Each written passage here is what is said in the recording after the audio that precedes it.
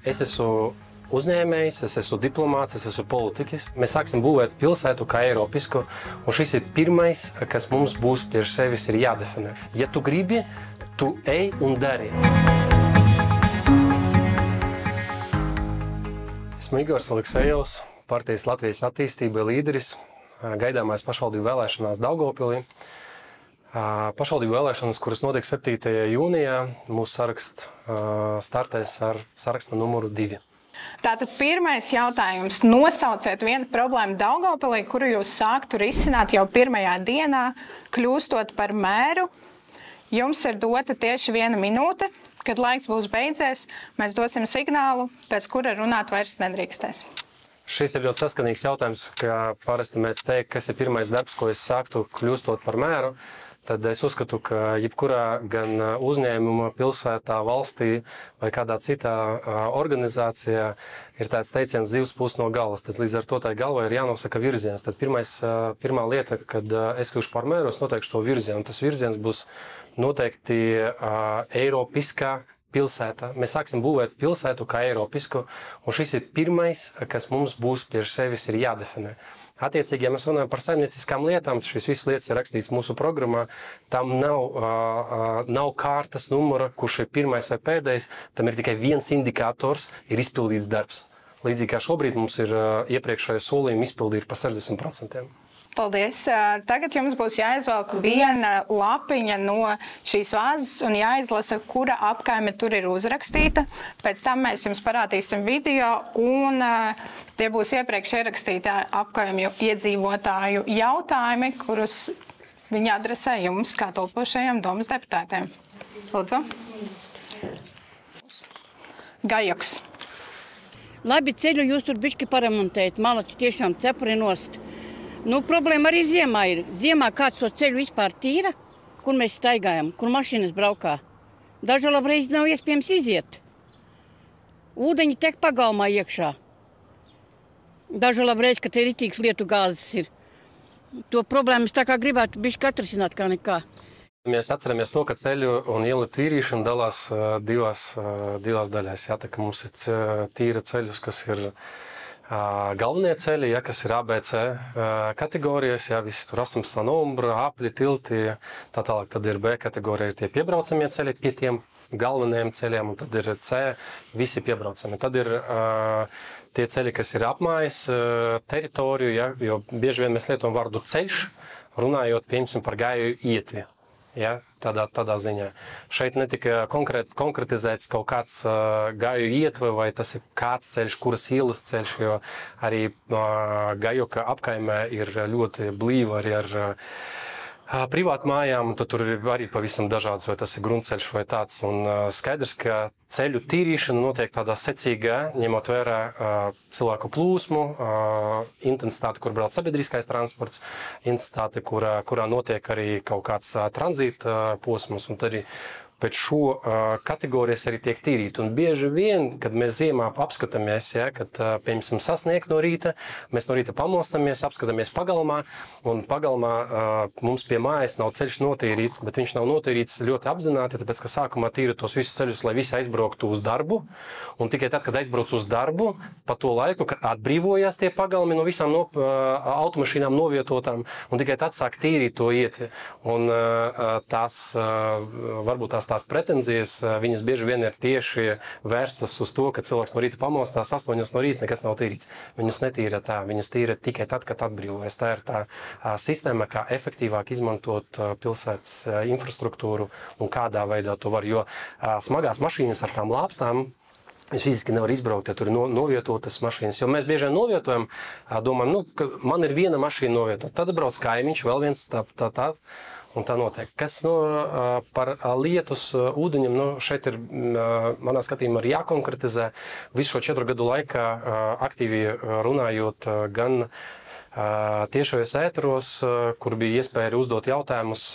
Es vienmēr esmu pierakstījis visas konkrētās adreses un pēc ēteriem sazinājos ar konkrēto iedzīvotāju, izbraucu uz vietas, ja bija nepieciešams, rīkoju arī pilsētas saimniecības un attīstības komitejas izbraukuma sēdi, kur mēs arī konkrēti skatījāmies. Bija tāds lietas, kuras varēja diezgan ātri atrisināt, ja, bet bija tāds lietas, kur bija nepieciešams vairāki mēneši un pat gadi. tāpēc, visi tādā konkretizējošā faktora ir secība, bet šeit es domāju, ka visi priekšā. Paldies. Nākamais jautājums. Doma tā ir gan koalīcijas, gan arī opozīcijas sadarbība. Ar ko jūs būtu gatavs veidot koalīciju un ar ko kategoriski nestrādātu kopā? Atbildēja atvēlēta 1 minūte. Šis ir tāds klasisks jautājums, uz kuru mēs esam atbildējuši, un es esmu personīgi atbildējis visus šos 4 gadus. Es esmu uzņēmējs, es esmu diplomāts, es esmu politiķis. Galvenā šī rakstura iezīme ir māka vienoties, un vienoties vienīgais ir iedzīvotāju labā un mūsu programmas labā. Pa lietām tam, kuras šobrīd tiek rakstītas mūsu programmā, ja topošie koalīcijas partneri un mūsu ideoloģija ar viņu ideoloģiju sakrīt, tad mēs esam gatavi strādāt. Bet ja tās ideoloģijas absolūti nesakrīt, tad mēs esam kategoriski neesam gatavi strādāt. Tāpat arī par kaut kādiem konkrētiem jautājumiem, kad notiek arī balsošana. Ja tās ir mūsu vēlētāju interesēs, mūsu solījumi, ko mēs arī esam devuši, vai arī ideja, kura tiešām ir ļoti labi un uz attīstību svērtu, tad, protams, ka mēs balsojam neatkarībā no tā, vai to piedāvāja koalīcija, vai to piedāvāja opozīcija. Bet, ja mēs redzam, ka, piemēram, ir kaut kādas lietas, kas ir absolūti nesaimnieciskās, tad absolūti mēs balsojam pret. Nākamais jautājums. Vai jūs piekrītat apgalvojumam, ka Daugavpils bieži vien ir pabērna lomā, attiecīgi kā Rīgas pabērns, un valdība nepievērš pietiekami lielu uzmanību Daugavpils problēmām? Ja piekrītat, vai jums ir konkrēts plāns, kā to risināt? Un arī gadījumā, ja nepiekrītat, lūdzu argumentējiet savu atbildi. Atbildē atvēlēts līdz 3 minūtēm. Vienmēr ir jāsaprot to, ka, protams, ka vērojot pēdējos 30 gadus, jā, tā ir vienmēr bijis, ka Daugavpils un Latgale bija pabērnu lomā. Tas ir absolūtais fakts, bet pēdējos gados mēs ar savu piemēru esam ļoti labi parādījuši to, ka tev nav jāsēž un jāgaida, kad sežot Rīgā valdībā zinās, kādas problēmas ir Valmierā, Kuldīgā vai Daugavpilī. Tiklīdz tu pats brauc pie viņiem, tiklīdz tu pats piedāvā risinājumu, plānu, veidu, kādā veidā tu to darīsi, veidu, kā tu sadarbosies, viņus uzrunā, lai viņi atbrauc uz šejieni, ko mēs esam 4 gadus. Es esmu 4 gadus to esmu darījis, vedis un sadarbojas ar dažāda līmeņa politikiem un mainoties arī politiskām konjunktūrām un koalīcijām un opozīcijām. Tas netraucēja atvest augststāvošās amatpersonas šeit uz Daugavpilu un uz vietas viņam parādīt to, ko tu gribi izdarīt, vai to problēmas situāciju, un tāpat pēc tam braukt pie viņiem uz galvaspilsētu un tālāk jau panākt šī konkrētā projekta virzība. Līdzīgi kā bija ar ceļa posmu A6. Mēs atceramies pirms 2 gadiem, kad vēl būdami Nacionāla apvienība, kad vēl būdami koalīcija, es esmu viņus atvedis un mēs esam skatījušies ceļa posmu kopā ar satiksmes ministru, arī pēc tam runājuši Vitenberga kungu pie sevis kabinetā, esam panākuši vienošanos, ka šobrīd 25. gadā mums ir uzsākti darbi. Viņi vairs nav koalīcija, bet darbu mēs esam turpinājuši un viņi arī pabeiguši. Šis ir tas piemērs, ja tu gribi, tu ej un dari. Jā, protams, ka tas ir sarežģīti. Jā, protams, ka šobrīd ir laiks atnākt politika tikai tiem, kas jau konkrēti zina, kā viņi to darīs. Viņiem ir konkrēts plāns, pie kuriem kabineta durvīm viņi klauvēs, un tās kabineta durvis viņu atvers. Tie, kas šobrīd saka, ka gribu aiziet politikā un bišķi tā kā pamēģināt, tas viņam šobrīd nav ko darīt. Laiks nav tāds. Budžets ir smags, ekonomika ir grūtā situācijā. Geopolitiku mēs redzam. Tāpēc konkrētās rīcības plāni. Šobrīd mēs savus rīcības plānus esam pierādījuši ar konkrētiem darbiem. Mūsu pilsētā ļoti lēni norit mājokļu renovācijas darbi. Starp citu, vai jūs zināt, cik mājas Daugavpilī ir renovētas un dzīvojamais fonds mums ir arī novecojis? Kā jūs plānojat risināt šo problēmu? Atbildēja 3 minūtes. Jā, par mājokļu renovāciju es esmu ļoti daudz runājis arī publiski, aicinājis visdažādākos veidos izmantot un teicis, ka mājokļu renovācija tas nav tikai stāsts par ekonomiju, tas ir stāsts par drošību. Drošība ir visās vietās. Mēs atceramies Rīgā to stāstu, kad Krišjāna Valdemāra ielā viena māju vienkārši atzina par avārijas stāvokļu un pēkšņi vienkārši vajadzēja pāris stundu laikā visiem evakuēties, kurš paķēra kaki, kurš paķēra maku vai čības, visus izdzina ārā un mājokļi nelaida.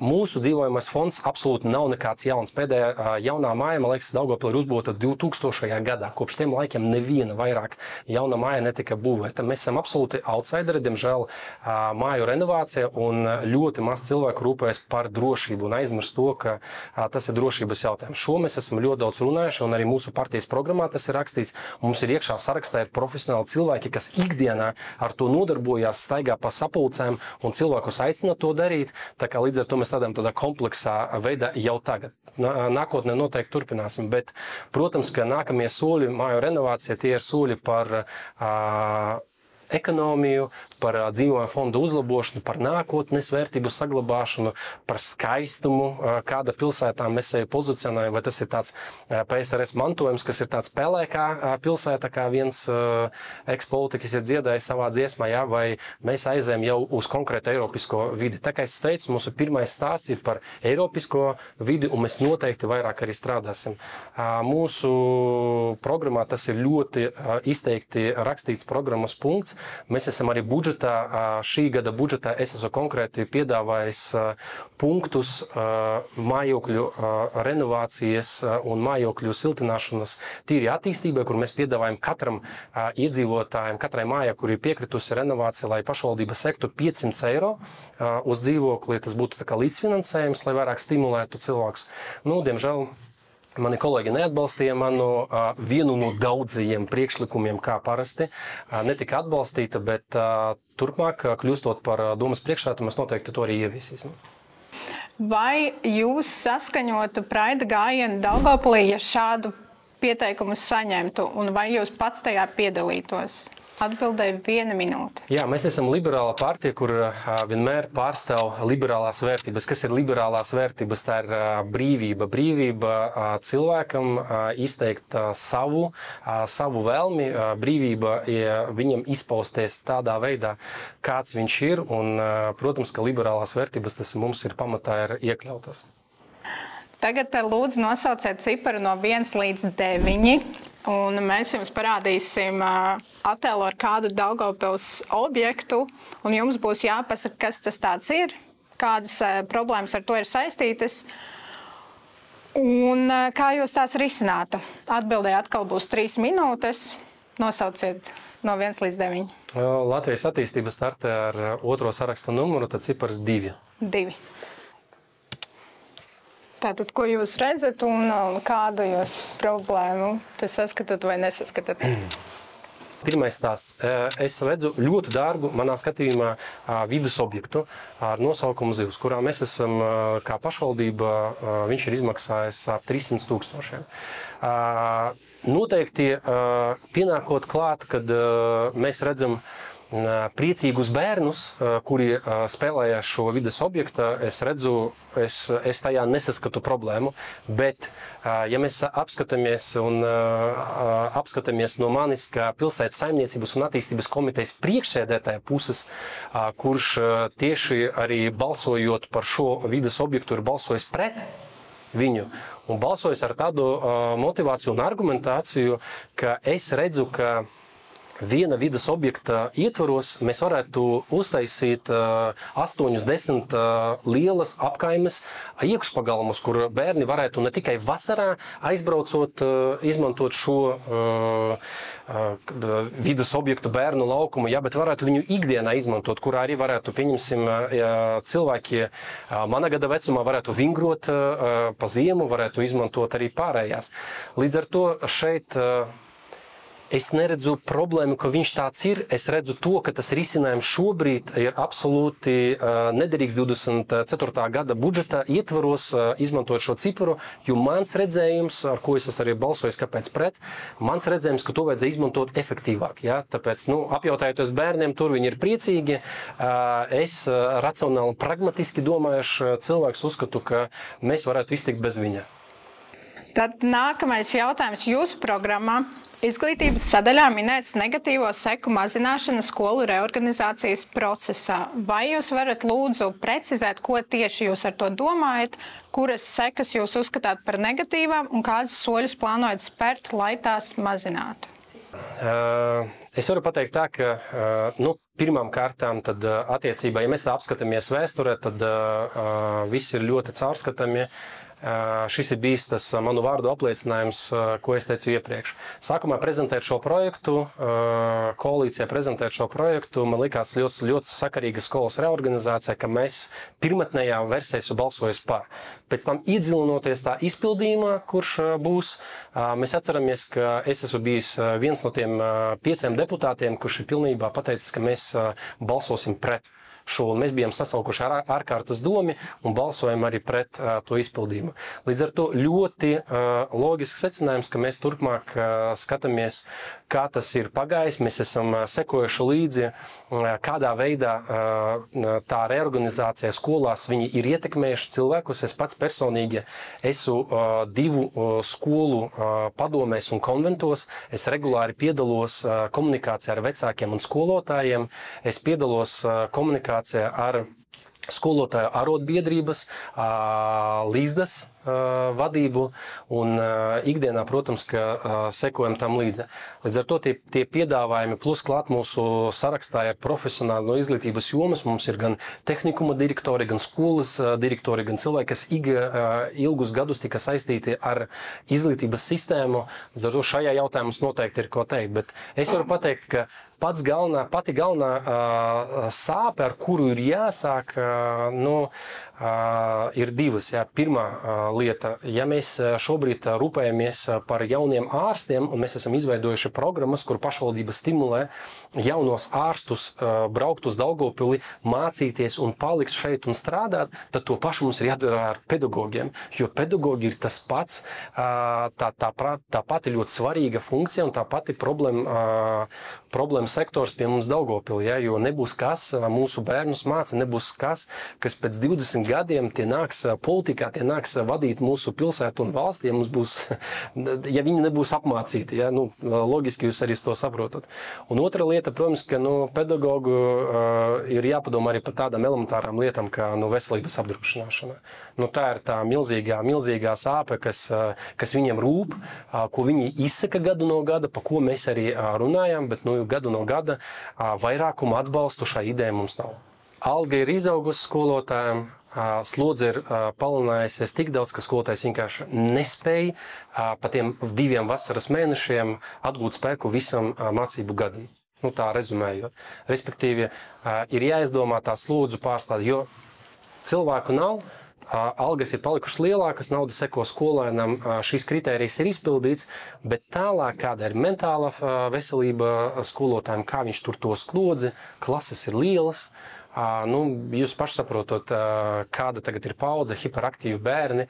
Man pašam ir 2 bērni pirmskolas vecumā. Vēl 28 man būtu grūti laikam pastāstīt, kā tālāk ir aiziet. Tāpēc es sapuri nost viņiem, un šī ir tā galvenā lieta, ka ir jāiet arī tālāk, ne tikai izpildījām formālu kriteriju un apstājamies. Kāda būs Daugavpils pēc 4 gadiem, ja jūs kļūsiet par mēru? Jums ir 1 minūte. Tad, kad es kļūšu par mēru, Daugavpils pēc 4 gadiem būs eiropiska pilsēta, tā būs nedalāma pilsēta no kopējas valsts filosofijas, no kopējas valsts kontekstā. Es neuzstāju par to, ka mēs esam kaut kāda atdalāms. Šī ir tā pilsēta, kurai ir jābūt visās attīstībos plānos valsts līmenī, jo mēs esam 2. lielākā pilsēta, un noteikti viss, kas notiek nākamais pēc Rīgas, mēs runājam tikai un vienīgi arī par Daugavpili. Tāpēc, ka 2. lielākajai pilsētai šeit ir potenciāls, un mēs noteikti arī mazināsim cilvēku aizplūšanu no Daugavpils. Šobrīd jau pie tā strādājam, mēs stiprinam arī profesionālas izglītības iestādes, mēs veidojam saikni starp mācību iestādi un uzņēmējiem, to tādā veidā, ka nav obligāti jābrauc uz galvaspilsētu, lai dabūtu atalgoto darbu. Apgūstot profesijas, apgūstot mācības, tu jau vari garantēt savu darbu šeit tāpat Daugavpilī. Savu piemēru varu pateikt, ka nav algas lielākas nekā Daugavpilī, viņas noteikti arī ir pieejamas arī šeit tāpat uz vietas. Jums būs tieši 1 minūte, lai uzrunātu vēlētājus, savus vēlētājus, sakiet visu, ko uzskatāt par svarīgu, taču pēc skaņas signāla jums nekavējoties būs jāpārtrauc runāt. 7. jūnijā piedalīties pašvaldību vēlēšanas un atdot savu balsi par Latvijas attīstību sarakstu numur 2. Es esmu lepns, ka man ir izdevies apkārt sev pulcināt profesionāļu komandu ar labu pieredzi, ar enerģiju, ar spēku, ar nevainojamo reputāciju. Cilvēki, kuri ir gatavi spērt nepieciešamo ekonomikas izaugsmes impulsu mūsu pilsētai, un mēs zinām, kā attīstīt Daugavpili. Tāpēc aicinu jūs 7. jūnijā atdot savu balsi par sarakstu numur 2. Domāsim eiropiski, būvēsim mūsu pilsētu kopā.